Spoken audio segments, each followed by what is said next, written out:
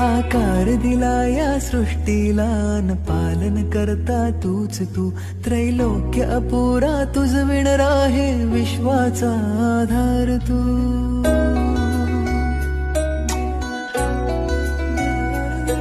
तुझ विणा आधार नाता